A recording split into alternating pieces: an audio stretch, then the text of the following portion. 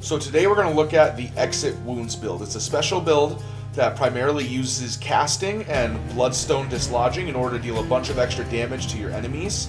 I really like this build because it's a little unique compared to some other builds, and it's also very good to add as a supplement to builds that you're already doing. I've found that there are a lot of builds I could fit this into.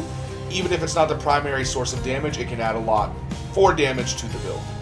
Also, if you find this video helpful or enjoyable, make sure to like it and hit that subscribe button. You can undo it at any time, and it always helps us out when you do so. This build is pretty straightforward and only requires a couple of things. First off, we focus pretty heavily into Artemis, going along the top of her tree to get her spell or another spell, and then the Exit Wounds boon, which deals 100 damage every time we dislodge a bloodstone. We also want to get her legendary perk, which will give us a couple of extra casts from what we normally get. The second thing we're really going to need is to be using the aspect of Poseidon on the Stygian blade. This allows us to dislodge our bloodstones every time we use our special, which again procs the Exit Wounds. That is the cornerstone of this build. Here you can see the mirror upgrades that I use for this build. Obviously most of this is self-explanatory. I think the two I like to point out here is Boiling Blood, which adds 50% damage whenever our enemies have a bloodstone lodged in them, which is all the time unless we've dislodged them using our special. And also I like to use Stygian Soul, which means I only get one cast, but I don't have to go fetching my bloodstones. They just recharge every 3 seconds.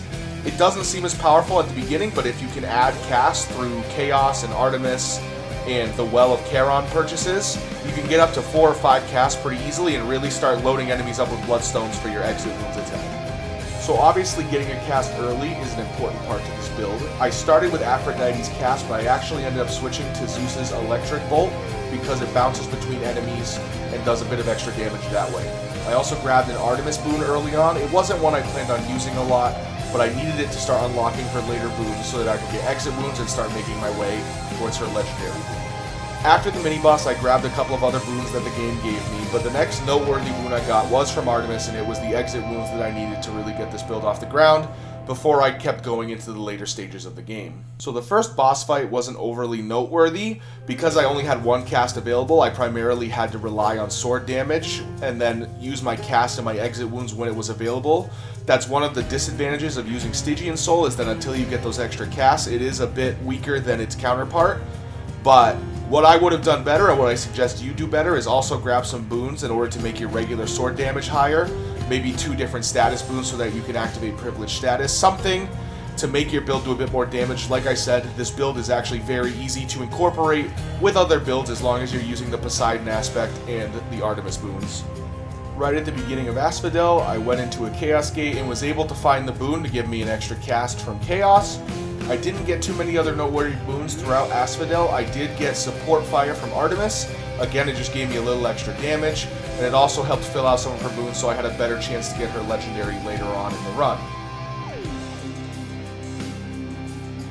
I was still somewhat reliant on my sword damage during the second boss fight, but now that I had 2 casts, it was getting a lot easier to deal damage with my build. I was able to double cast, keep my distance, and build up Bloodstone Shards on Lerny, and then finally Exit Wounds him for a bunch of extra damage. It was a little tougher with his add-on heads because I had to do them one at a time, but still I got through it with relatively low amounts of trouble. In between the Hydra and Elysium, I found that the well had a Prometheus stone in it, which gives me 1 extra cast for so many encounters. So I took the Bone Hourglass as my keepsake for Elysium so that I could get that cast to last me the next 12 encounters rather than 6, which was a huge benefit throughout Elysium.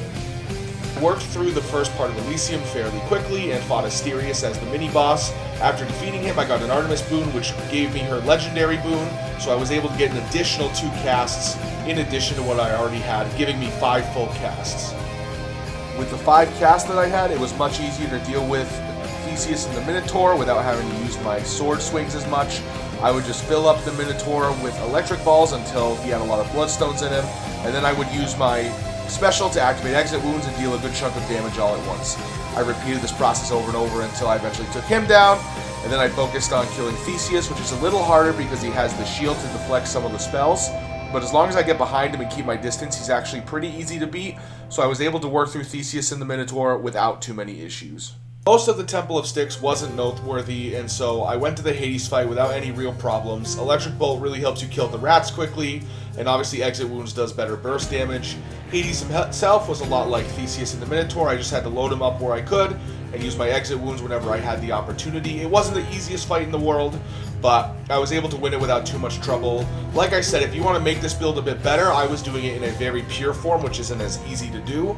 I would definitely grab some other gods in between to power up your sword swings. Like I said, privilege status works really well, so maybe grabbing 2 different status conditions on your special and your auto attacks will really help you out in terms of doing some extra damage until you get up to the point where your Exit Wounds can really carry the game for you.